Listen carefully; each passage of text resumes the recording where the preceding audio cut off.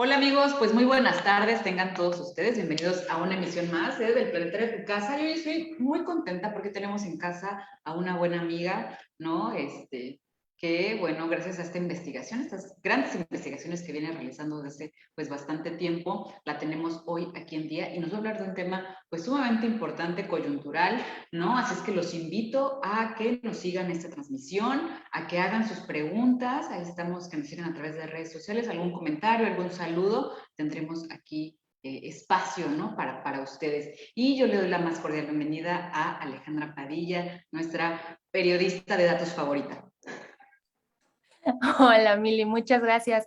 Pues muchísimas gracias por la invitación. La verdad, me da mucho gusto estar aquí hoy con ustedes y espero que encuentren interesante esta investigación, que ya les contaré cómo fue que logramos obtener estos datos. Pero bueno, primero quiero contarles un poco sobre Serendipia.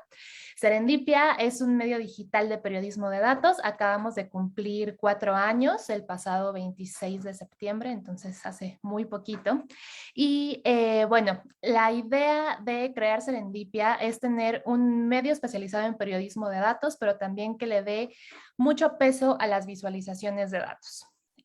Integrar las visualizaciones en la narrativa y no solamente utilizarlas como, pues como adorno, como algunas veces llega a pasar en algunos medios. Esa es la idea con la que nace Serendipia, y la misma palabra es también, bueno, define también muchísimo lo que hacemos.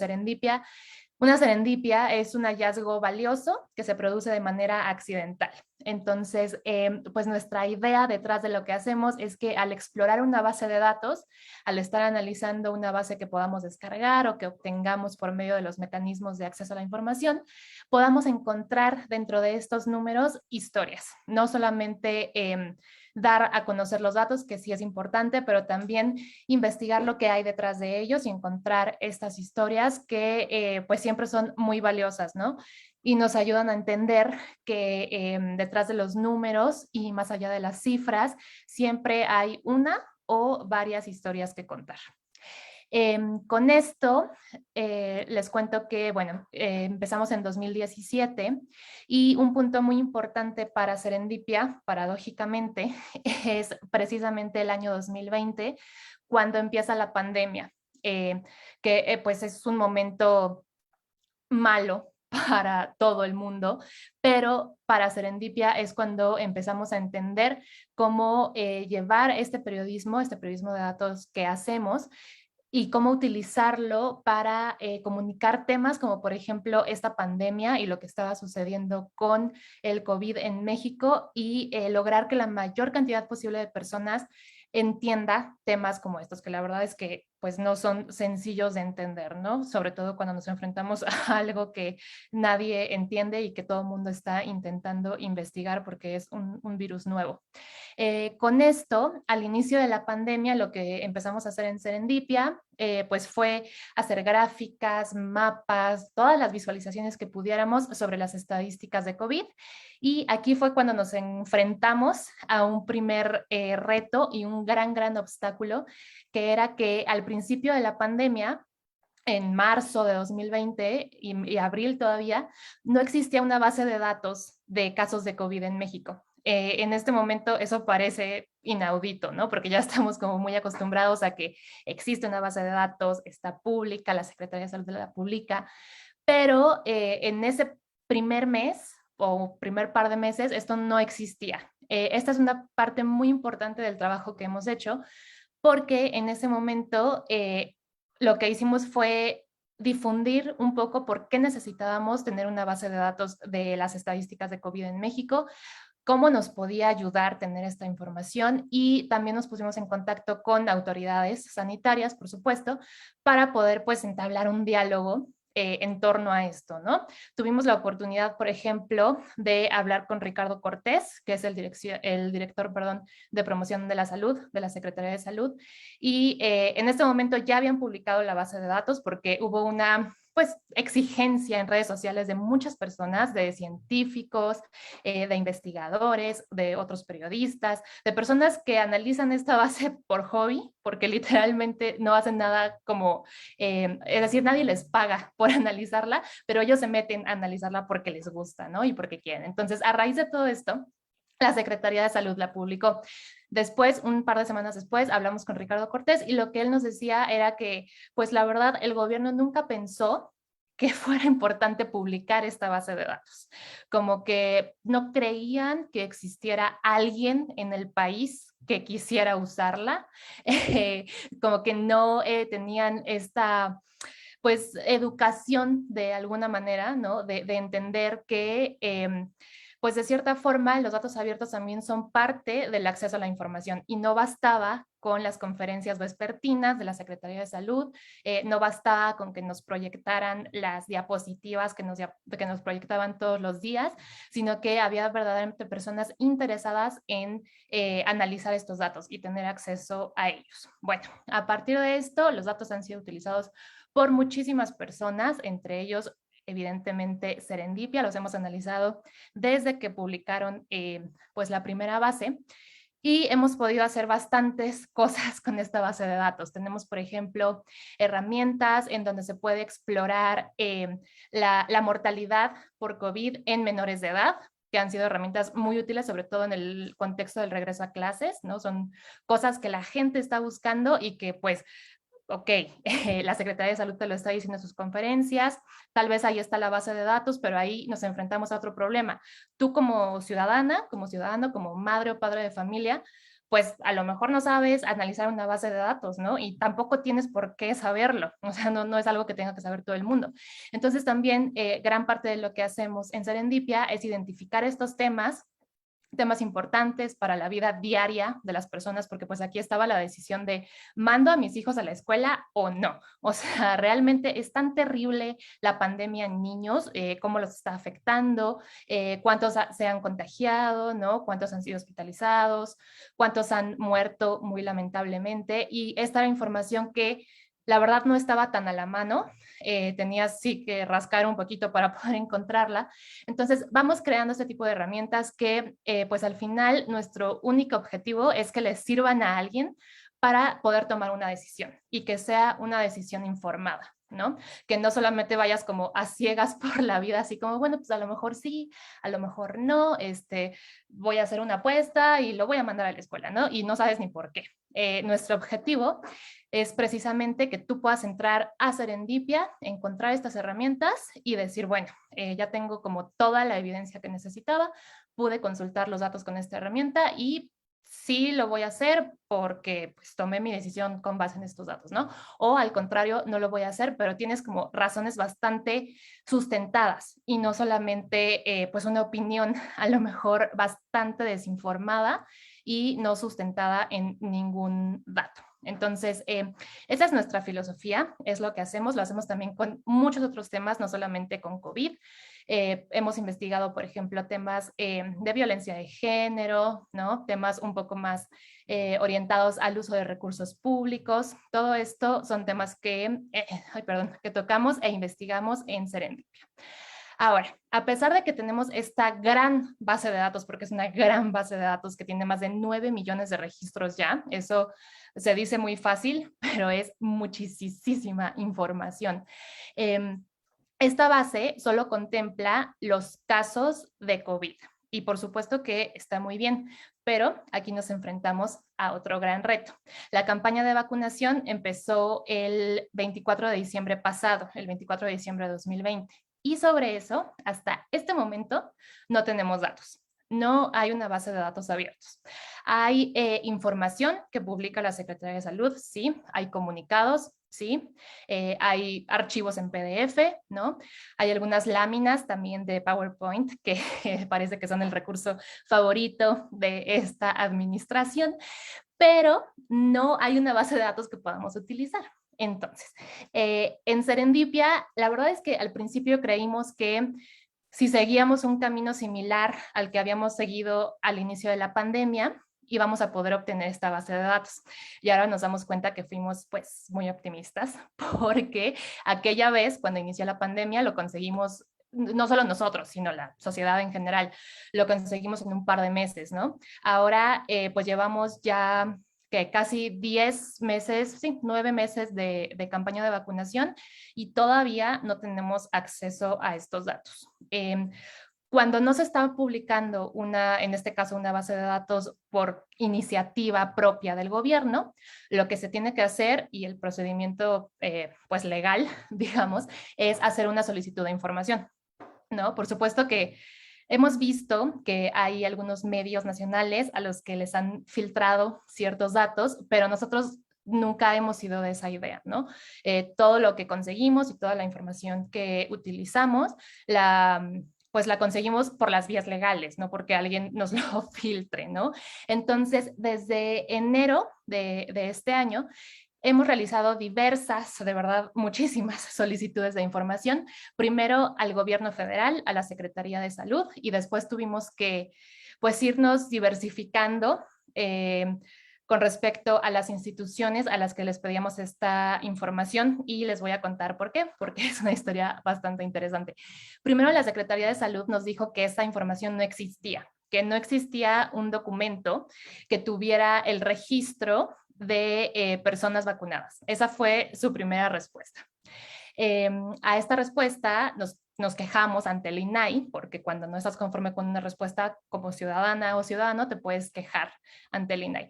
Y el INAI lo que decidió fue que la Secretaría de Salud efectivamente nos tenía que dar esa base de datos. En ese momento nos dieron una primera base con corte hasta febrero de este año, es decir, cuando todavía solo el personal médico estaba siendo vacunado, entonces no contemplaba a la sociedad, ¿no? Solamente personal médico. Y bueno, eso nos dio un poco de esperanza porque dijimos, si ya hay una resolución del INAI, pues probablemente a partir de esto, si hacemos otra solicitud, nos tienen que seguir dando la información.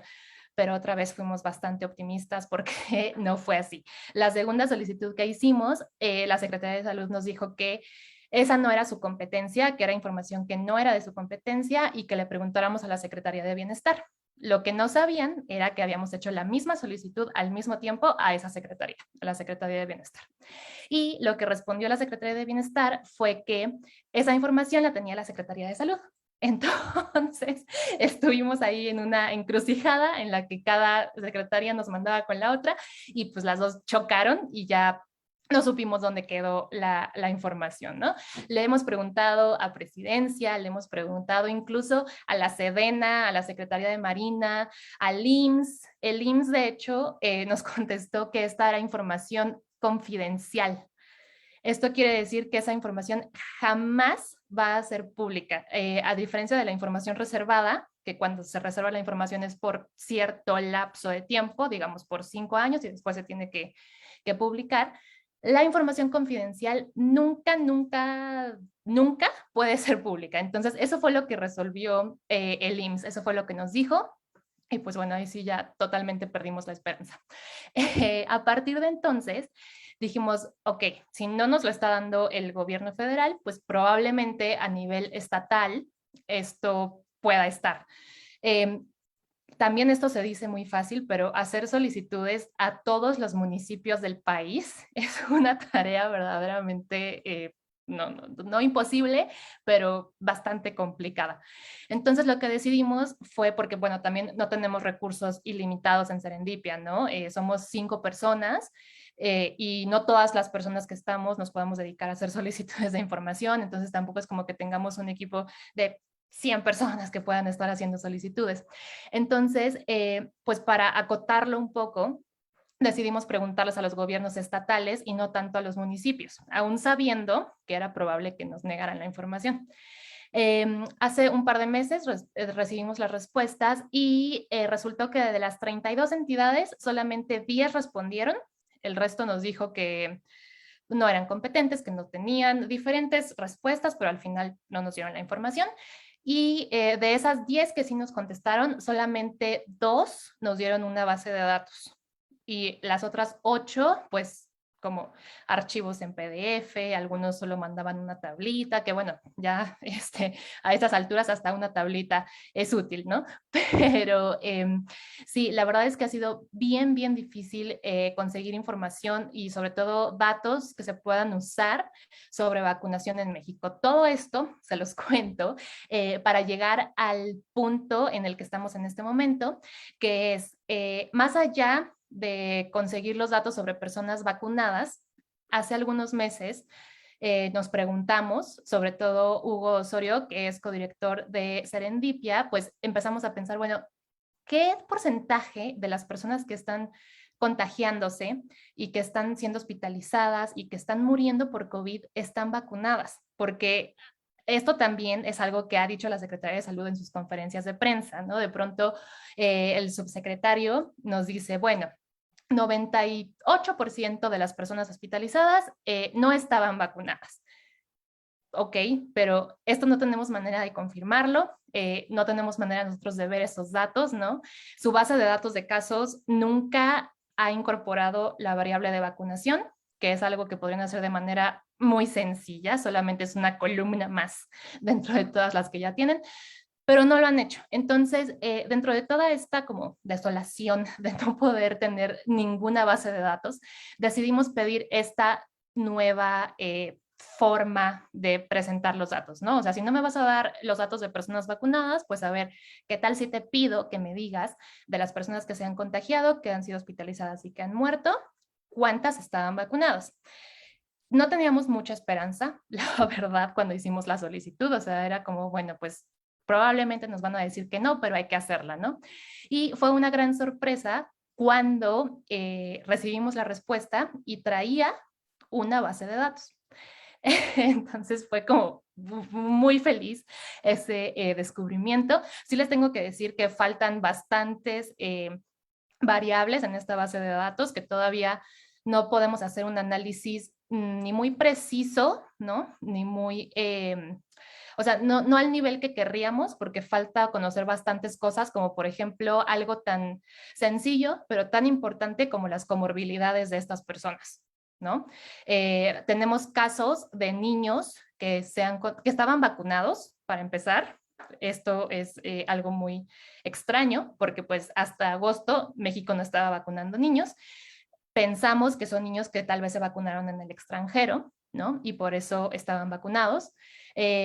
Pero sí, y no podemos saber si estos niños que se enfermaron y que estaban vacunados tenían a lo mejor, no sé, asma, ¿no? Tenían alguna enfermedad que los ponía en mayor riesgo tanto de contagio como de que terminaran hospitalizados o lamentablemente murieran. Y lo mismo con todos los casos, no solamente los niños. Entonces, nos falta la variable de comorbilidades, nos falta también saber la fecha en la que se contagiaron las personas y es un análisis que nos han pedido mucho en redes sociales, ¿no? Así como, bueno, si ya tienen esta base, pues díganos cuándo se empezaron a contagiar las personas vacunadas. Y no podemos, porque ese dato no lo tenemos, ¿no?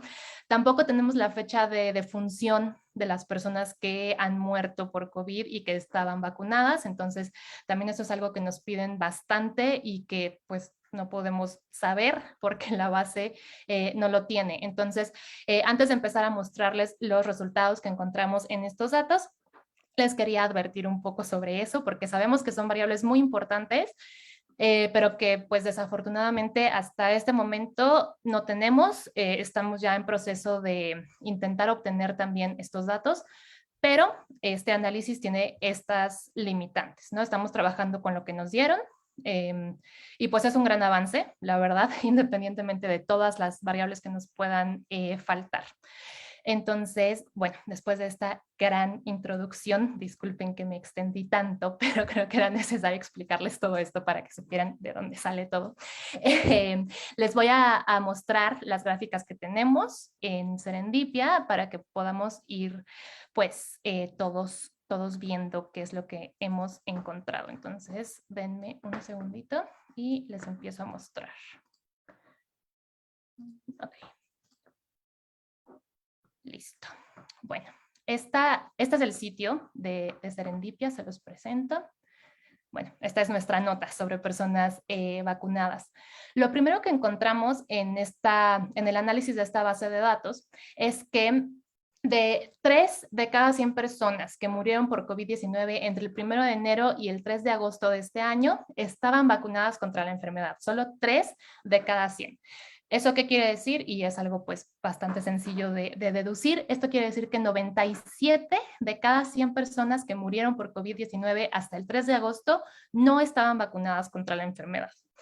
Esto me parece un dato muy importante y muy revelador sobre pues cómo están funcionando las vacunas, ¿no? Si decimos, en este lapso murieron 100 personas, pero de esas 97 no estaban vacunadas, creo que sí es una señal de que las vacunas están funcionando y están funcionando bastante bien.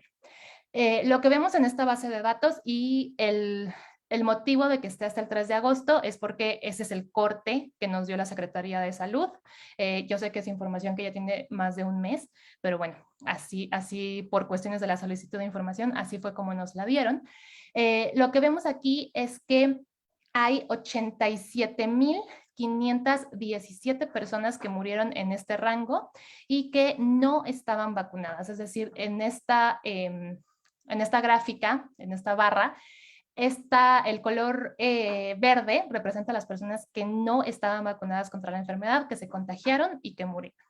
Entonces, si lo vemos gráficamente, la verdad es que sí es bastante impactante. Después vemos que 3% de las personas que estaban vacunadas y que resultaron positivas a la enfermedad fallecieron. Y estas son 2,860 personas hasta el 3 de agosto. Y hablando de casos de personas hospitalizadas, el 10,66% de las personas que estaban vacunadas y que resultaron positivas a la enfermedad tuvieron que ser hospitalizadas.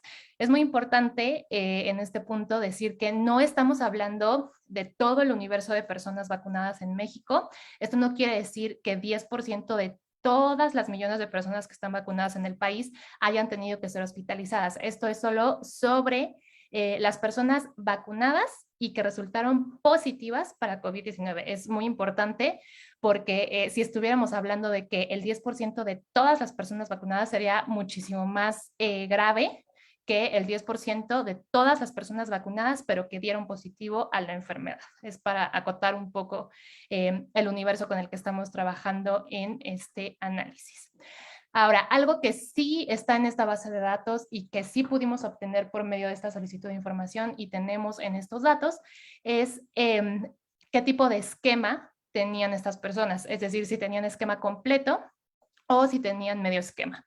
Como todos ya sabemos y nos hemos tenido que convertir en una especie de expertas y expertos todos en los esquemas de vacunación a raíz de la pandemia, hay vacunas que necesitan 2 dosis. Entonces, hablamos de un esquema completo cuando tenemos las 2 dosis de esta vacuna y de un medio esquema cuando tenemos solo una de estas dosis. En el caso de las vacunas que solo necesitan una dosis, pues automáticamente al tener una tienes el esquema completo.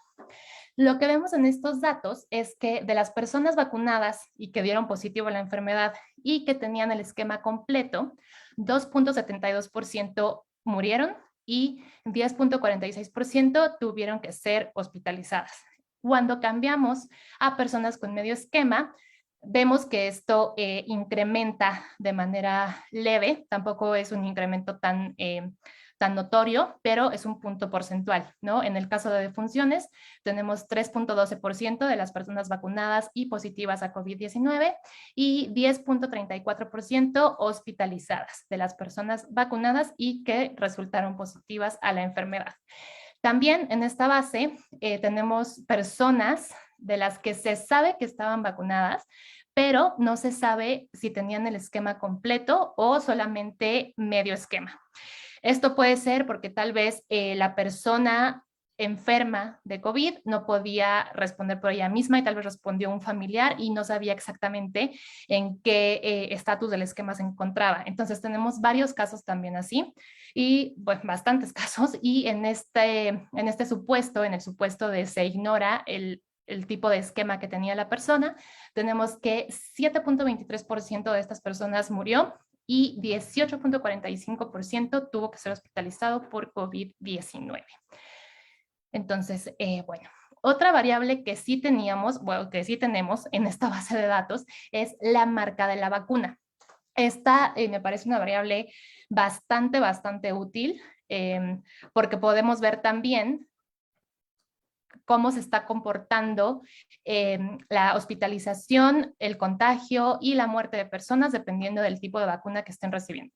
Y antes de continuar mostrándoles la gráfica y contándoles sobre esto, sí me parece muy importante decirles que este análisis que hicimos no pretende decirles a ustedes o a las personas que estén viendo esta nota y estas gráficas que una vacuna es mejor que otra o que hay una vacuna que no sirve, ¿no? O que hay una vacuna que no te debes poner. Ese no es nuestro objetivo.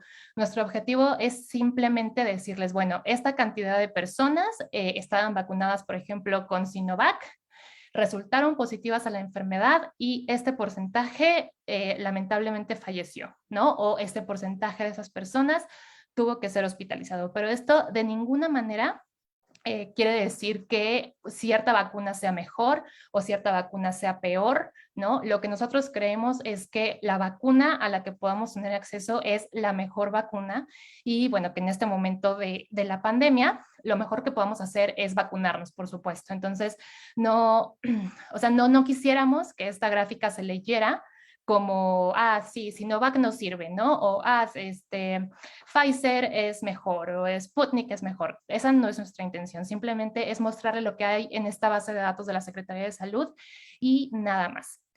Un cruce muy interesante que podemos hacer aquí es que podemos ver a las personas vacunadas en cada entidad con cada marca de vacuna. Podemos ver si tenían esquema completo o medio esquema, también por entidad, y qué porcentaje de estas personas, dependiendo de la marca de vacuna, del estatus del esquema y de la entidad en donde viven o vivían, tuvieron que ser hospitalizadas y también qué porcentaje murieron. Es un análisis bastante interesante. Y bueno, por ejemplo, aquí tenemos que Sinovac tiene la mayor proporción de personas vacunadas, positivas a la enfermedad y hospitalizadas con 17.7%. Y por el contrario, Sputnik tiene el menor porcentaje de personas hospitalizadas con 5.81%. Tenemos aquí abajo, perdón, Novavax, pero recordemos que esta vacuna todavía no está aprobada. Entonces, sí la tenemos en la base de datos y probablemente se trate de personas que participaron en el ensayo clínico de esta vacuna, pero esta vacuna no está siendo aplicada como el resto, ¿no? Entonces, tampoco podemos hablar de que se esté comportando de la misma manera porque vean, hay solamente 38 personas vacunadas que resultaron positivas, ¿no? Con este tipo de vacuna. Entonces, pues este es otro de los casos raros que contiene la base de datos, una vacuna que todavía ni siquiera está aprobada y que pensamos que puede ser porque es de personas que participaron en ensayos clínicos.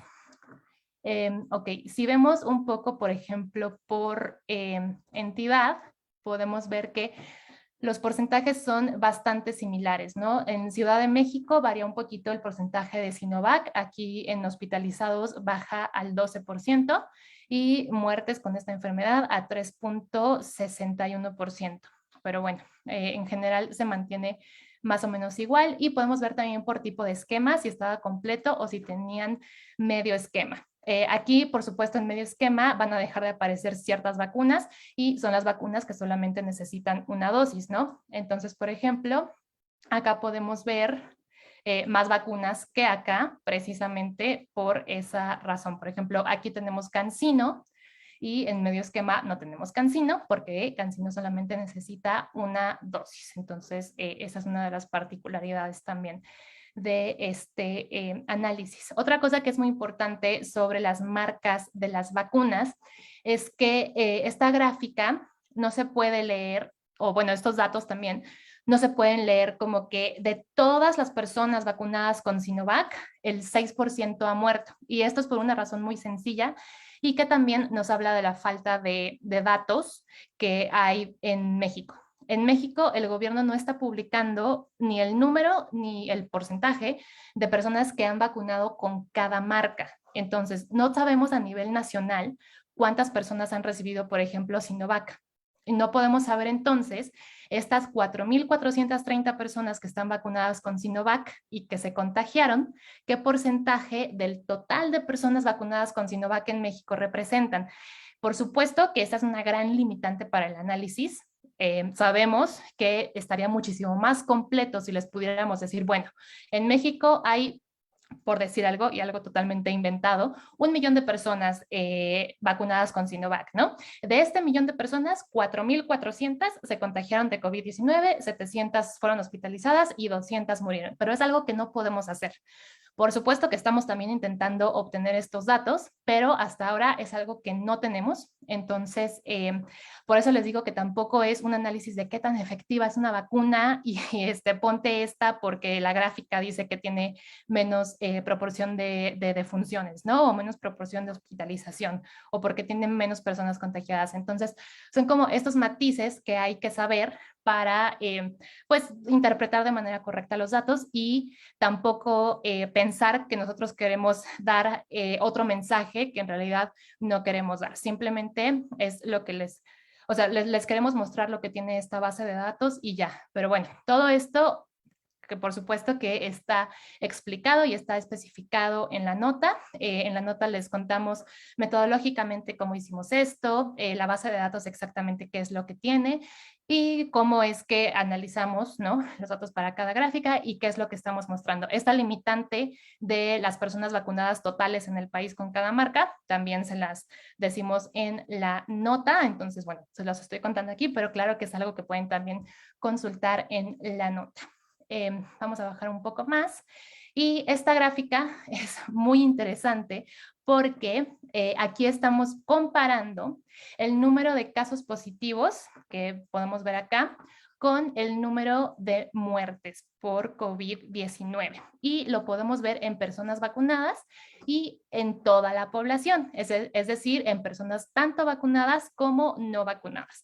Además de que las gráficas son bonitas, en mi opinión, probablemente porque, bueno, las hicimos en Serendipia, pero me gusta esta gráfica. Creo que es muy interesante ver cómo hay ciertas entidades que se salen de la tendencia. Esta línea roja nos está mostrando la tendencia, ¿no? O sea, ¿cuál es la relación entre el número de casos positivos y el número de muertes? Tenemos aquí nuestra tendencia y tenemos que, por ejemplo, Yucatán se está saliendo de la tendencia.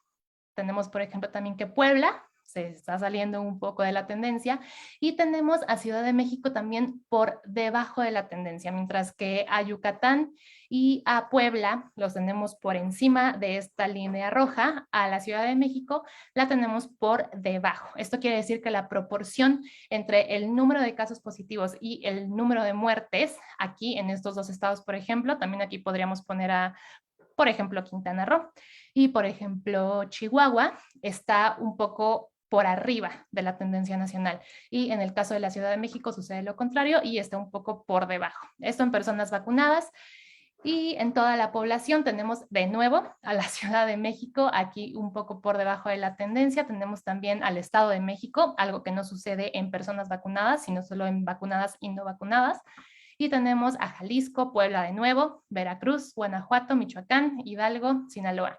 Esos son los que más sobresalen y después ya un poquito más pegados, Morelos, Guerrero, Chihuahua, Baja California. Aquí ya no sale Quintana Roo, por ejemplo. Bueno, esto es lo que estamos mostrando en esta gráfica y esta gráfica precisamente esta parte, los datos de toda la población, los podemos conocer porque precisamente estos son los datos de la base de datos de casos de COVID que sí tenemos de manera pública, que sí publica la Secretaría de Salud y que actualiza todos los días. Entonces, justo esta es una de las ventajas de contar con esta información, contrario a lo que sucede con el número de personas que han sido vacunadas con cada marca, que es una información que no tenemos, que no está de manera pública, que hay que solicitar por medio de transparencia y que estamos esperando precisamente la respuesta. En el caso de el total de casos de COVID en México, es información que ya tenemos. Entonces, esto facilita muchísimo los análisis y si tuviéramos toda la información que necesitamos, pues facilitaría también los otros análisis. Vamos a bajar un poco más y bueno, aquí tenemos un bonito mapa en donde podemos ver de una manera muy rápida por entidad cuántas personas vacunadas, perdón, en cada entidad resultaron positivas a COVID-19. Lo podemos ver por medio esquema, perdón, por esquema completo, por medio esquema y los casos de las personas que se ignora si tenían esquema completo o medio esquema.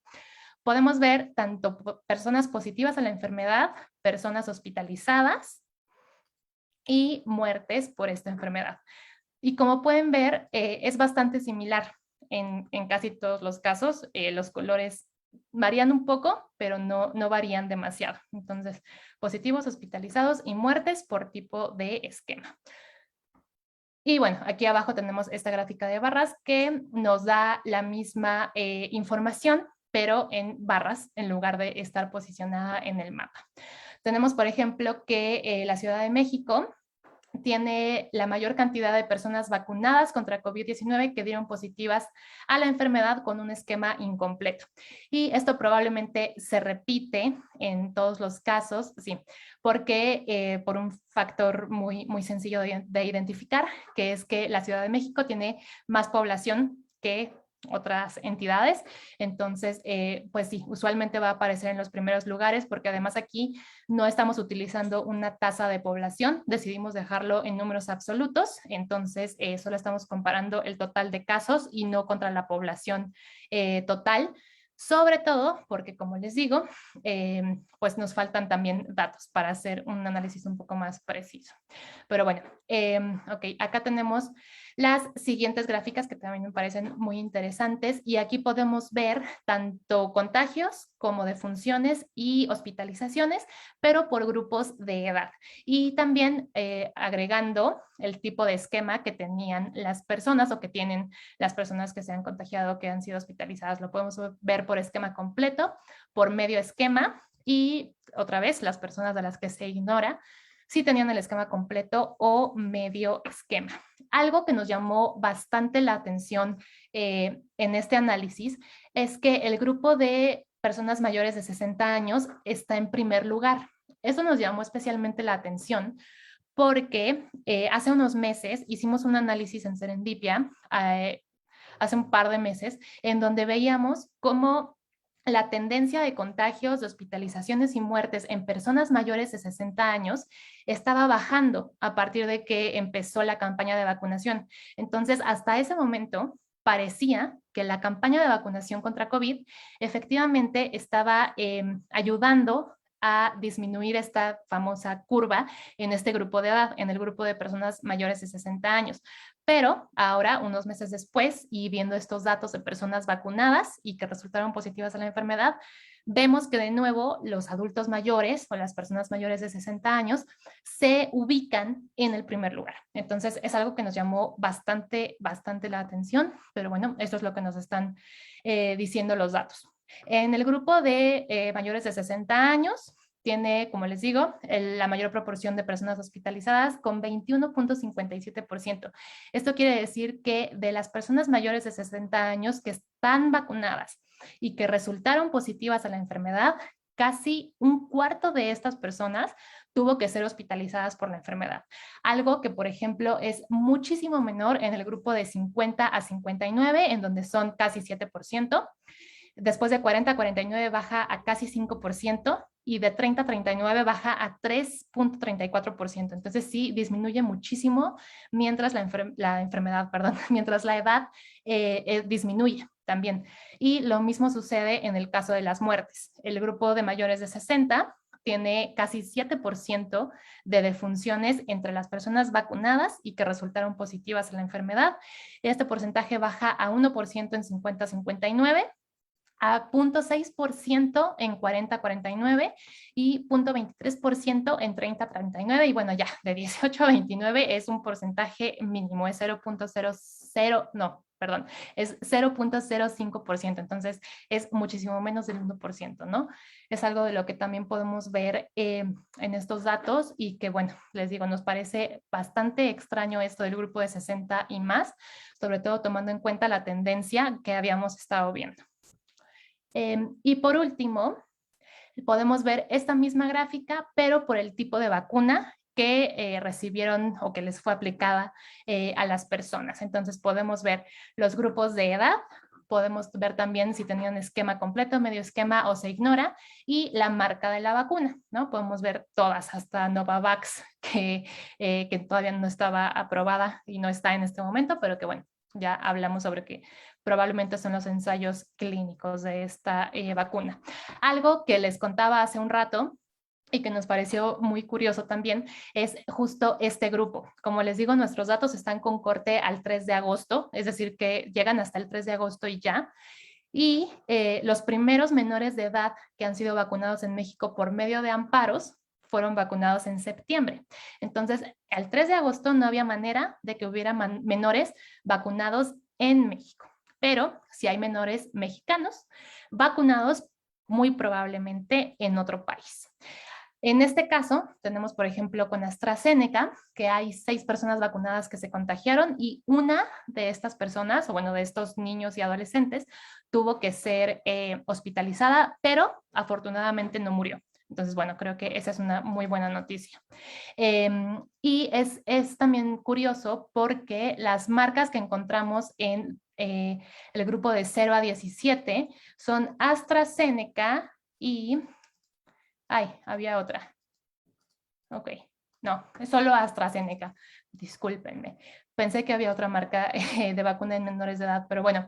Y podemos ver también cómo van variando estas proporciones dependiendo de la marca en cada grupo de edad. Por ejemplo, podemos ver que entre AstraZeneca y CanSino hay una gran diferencia, mientras que 21% con AstraZeneca de 60 años y más fueron hospitalizados, con CanSino el porcentaje aumenta a 38%, por ejemplo. Y de nuevo, aquí no estamos diciendo que AstraZeneca sea mejor que CanSino, no, no es lo que estamos diciendo, simplemente en este universo de personas vacunadas con esta vacuna, sí, vacunadas con esta vacuna, y que se contagiaron de COVID-19, estos porcentajes tuvieron que ser hospitalizados. No porque una vacuna sea mejor que la otra, simplemente así pasó. Por ejemplo, con Johnson Johnson tenemos 37% de las personas hospitalizadas mayores de 60 años. Esto es muy similar a lo que tenemos con CanSino, ¿no? Y con Pfizer, bueno, baja a un 19%. Pero bueno, de nuevo, esto se puede explorar por grupo de edad, por marca de la vacuna y por esquema de vacunación. Esos son los análisis que tenemos con estos datos, que como les digo, nos dio mucho gusto poder obtener y nos dio tanto gusto que además, siguiendo la filosofía de Serendipia, por supuesto que compartimos con ustedes. Al final de esta nota pueden encontrar nuestro apartado de transparencia, en donde pueden aquí descargar los documentos de respuesta que nos dio la Secretaría de Salud y el primerito es la base de datos. Entonces, ustedes pueden descargar la base de datos, la pueden utilizar como ustedes quieran. De hecho, si la usan y, no sé, hacen algún análisis, alguna otra gráfica o lo que sea, a nosotros nos gusta mucho siempre que nos manden lo que hacen con los datos. Entonces, si alguien que esté viendo esto usa la gráfica, nos encantaría también pues ver lo que pueden hacer con estos datos. Cuando publicamos esta nota, varias personas sí nos escribieron y nos dijeron, hubo alguien que nos dijo que la iba a servir para su tesis, entonces eso nos dio mucho gusto porque parece que eran datos que estaba buscando esta persona y que pues sí, le cayó como muy bien que ya estuvieran públicos, ¿no? También hubo varias personas que se pusieron a graficar, como a replicar un poco las gráficas que teníamos y nos dio también mucho gusto ver estos ejercicios. Entonces, bueno, nuestra idea siempre ha sido que al final esta es información pública. Sabemos que hay pues una práctica común que es decir, como este medio tuvo acceso a la base de datos y la guardamos bajo llave, ¿no?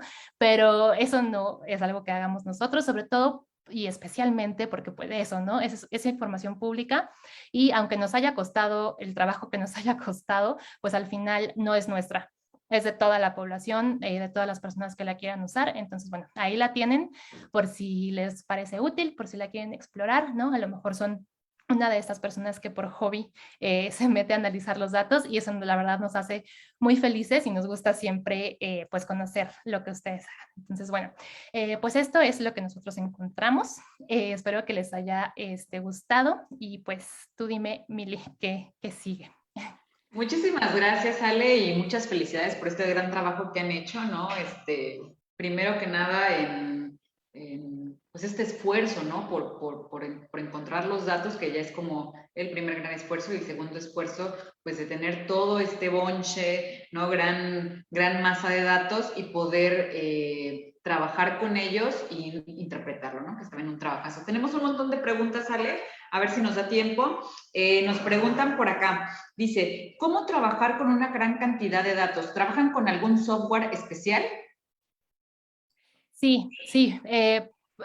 A ver, por ejemplo, la base de datos de personas vacunadas todavía es una base, digamos, manejable, que a lo mejor personas que no sepamos analizar datos de manera profesional, ¿no? Podemos analizar tal vez en Excel. Todavía esta base que tiene como 90,000 registros se podría analizar en Excel, pero por ejemplo, para la base de la Secretaría de Salud, que les digo que ya son 9 millones casi 10 de registros, o sea, eso ya no te lo abre Excel, pero nunca, o sea, ni aunque lo dejes cargando una semana, creo que primero explota tu computadora. Eso, por ejemplo, usamos Python. La programadora que tenemos en Serendipia, Yareli, es una muy buena programadora y analista, y ella utiliza Python casi siempre para analizar datos. Entonces, sí. Bueno, voy a hacer ahora mi comercial porque justo aquí en el planetario damos cursos de Python, así es que no se Ahí lo puedo. está. De hecho, damos cursos de Scratch para los que quieran, programación básica, y ahora estamos con cursos de Python. Pero bueno, seguimos en las preguntas. Nos dicen, ¿han enviado estos datos a algún medio de comunicación o alguien se los ha solicitado? Tu micro, Ale. Ay, perdón, parezco nueva en esto, parece que no llevo año y medio en Zooms. No, la verdad, no nos los han solicitado, y creo que probablemente porque están ahí, ¿no? O sea, como que no hay necesidad de ponerse en contacto con nosotros porque los puedes descargar ahí, pero igual, o sea, si nos escriben, pues te los pasamos. Súper. Nos dice, ¿cuánto tiempo les toma hacer ese tipo de gráficas con todo y cruces? Pues mira, en especial, o sea, específicamente lo hicimos en 2 días. O sea, lo pudo hacer Yareli en 2 días, porque teníamos también esta prisa, ¿no? Por publicar los datos, o sea, porque tanto tiempo que esperamos, además siempre está como el nervio de que a lo mejor alguien más lo publica, ¿no? Entonces, pues la verdad es que sí, después de todo el trabajo que habíamos hecho, sí queríamos publicarlo rápido, y digamos que una persona como dedicándole casi todo el día, o sea, las 8 horas laborales al análisis y a las gráficas, fueron 2 días, tal vez 2 días y medio para algunos detallitos en las gráficas. Gracias, Ale. También nos preguntan, ¿dónde uno se puede profesionalizar en periodismo de datos en México? En la práctica. No, bueno, a ver, cuando yo estudié, hace 80 años, no es cierto, no hace tanto que salí de la universidad, pero cuando yo estudié no había esta especialización, ¿no? Entonces, en mi experiencia, pues sí es algo que he tenido que hacer pues en la práctica, justo, o sea, sobre la marcha, ¿no? Y por supuesto aprendiendo pues de otras personas muy buenas en periodismo de datos, por ejemplo, Lilia Saúl del Universal, una gran periodista de datos, Lina Loe Flores, de Sin embargo, también una gran periodista de datos y especializada en transparencia, ¿no? Entonces, en mi caso, creo que ha sido pues mucha generosidad de muchas personas que saben de periodismo de datos, también personas muy generosas que saben de programación y de desarrollo, como por ejemplo Hugo, que me ha enseñado bastante de números, de cómo analizar datos, ¿no? De datos, de estadística. Esa ha sido mi experiencia. Por lo que veo ahora en algunas universidades, por ejemplo, me ha tocado en la Ibero de Puebla, ya hay materias, por ejemplo, de acceso a la información, en donde literalmente te enseñan a hacer solicitudes. Ese era un sueño que yo tenía en la universidad y que nunca me enseñaron y que me hubiera encantado, la verdad, ¿no? Pero, o sea, parece que ya está cambiando bastante. Y pues eso, hay un manual muy bueno, gratuito en internet, que es el Manual de Periodismo de Datos, está en español, en inglés y creo que en francés, creo, pero en español y en inglés sí seguro, que también tiene muy buenos recursos. Y por último, el Centro Knight también da bastantes cursos de periodismo de datos que igual pueden servir. Gracias, Ale. También nos preguntan, tú como periodista de datos, ¿qué recomendación nos darías a todos los jóvenes para evitar las noticias falsas? Pues que no lean solamente los titulares, que sea el medio que sea, siempre contrasten con otras fuentes, porque a menudo medios muy grandes reproducen noticias falsas. A lo mejor no con dolo, o sea, no con la intención de, uy, voy a publicar esa noticia falsa, ¿no? Pero tal vez, pues, por la prisa, ¿no? Falta un poco de verificación y se publica, ¿no? Entonces, pues eso, que todo lo que lees lo contrastes con una, dos, tres, cuatro, todas las fuentes que puedas y pues que te fijes en dónde estás leyendo, porque usualmente es fácil detectarlas porque pues son sitios no muy serios, ¿no? No son medios de comunicación, o sea, son sitios que a leguas se ve que es falso. Entonces, pues que cuestionen un poco lo que están viendo y no solamente porque está en Internet, o sea, en Internet no quiere decir que sea cierto. En Internet hay muchas cosas falsas también. Eso, y que si siguen con la duda, pues pregunten. Hay medios específicamente dedicados a verificar noticias. Por ejemplo, está Verificado MX. A ellas les puedes escribir por redes sociales, les mandas el link y les dices, oigan, ¿podrían verificar esto? Y lo verifican, o sea, así literal, ¿no? Está también Animal Político, que tiene su unidad de verificación, y AP, que también hace verificaciones semanales, creo. Entonces, pues igual, si ya es demasiada la duda, puedes consultar, por ejemplo, algún medio de estos. Gracias, Ale. Nos pregunta por acá Laura Rojo, dice, al hacer este periodismo de investigación, ¿han tenido consecuencias o llamadas de atención por parte de alguna entidad gubernamental o particular por exponer este análisis de datos? No, hasta ahora no es que, o sea, así como una agresión o una amenaza no hemos tenido. Sabemos que somos muy afortunados, ¿no? Sobre todo, pues como tomando en cuenta la situación en la que está el periodismo en México. O sea, hay periodistas que son asesinados literalmente por publicar una nota, ¿no? Y por eso sabemos que somos muy afortunados porque nunca nos ha pasado algo así. Pero sí, por ejemplo, pues tampoco cae muy bien que hagamos este tipo de cosas, ¿no? Por supuesto que no estamos publicando cosas como de narco o así, pero el simple hecho de decir como, ay, la Secretaría de Salud no publica estos datos, ¿no? Y qué mal que no lo publiquen, pues entonces cada vez que tenemos, o sea, o que queremos o que necesitamos entrevistar a alguien de la Secretaría de Salud, a lo mejor nos dan la entrevista, pero en la entrevista nos dicen como, ay, oigan, pero pues es que ya no nos presionen tanto con la base, ¿no? Y cosas así.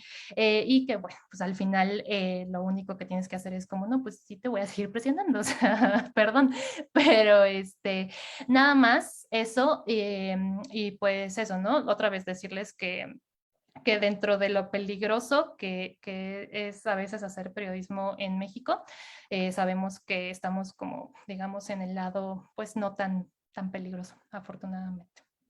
Muy bien, Ale. Y nos preguntan, ¿han comparado los datos que tienen con algún otro país? Sí, justo cuando estábamos analizando la base, estábamos viendo, déjenme buscarla acá, porque buscamos, por ejemplo, datos de Inglaterra para saber ahí más o menos cuál era la proporción de personas vacunadas que habían sido hospitalizadas y también que habían muerto. Y, por ejemplo, en Inglaterra están a la mitad, o sea, es como 1% de las personas vacunadas contagiadas y que mueren, ¿no? Aquí estamos en el 3% y allá es como 1.5%, a lo mejor casi 2%, pero sí es mucho menos que acá. Entonces, esa es como la comparación que tenemos hasta ahorita. Gracias, Ale. Nos preguntan también por acá, dice, ¿cuál es tu reflexión después de haber hecho todo este análisis respecto a la pandemia? Uy. Bueno, una de las primeras reflexiones que a lo mejor les resulta como simpática, es que, bueno, la pandemia evidentemente fue, o sea, nos agarró, así por decirlo coloquialmente, a todos desprevenidos, ¿no? Y sabemos que en México, por ejemplo, pues no teníamos la infraestructura médica, ¿no? Por ejemplo, por eso los hospitales en cierto momento estuvieron rebasados, pero algo que notamos en Serendipia es que tampoco el país estaba preparado tecnológicamente, o sea, el gobierno no tenía la tecnología para enfrentar esta pandemia, específicamente hablando de los datos. Por eso, en un principio fue tan difícil publicar esta base, porque también, o sea, una cosa es que no supieran que alguien los quería analizar, pero otra es que pues tampoco es como que ahí das un clic y das otro y ya, ¿no? O sea, tampoco es una tarea muy sencilla. Entonces, también por esa parte estaba un poco desprevenido el país.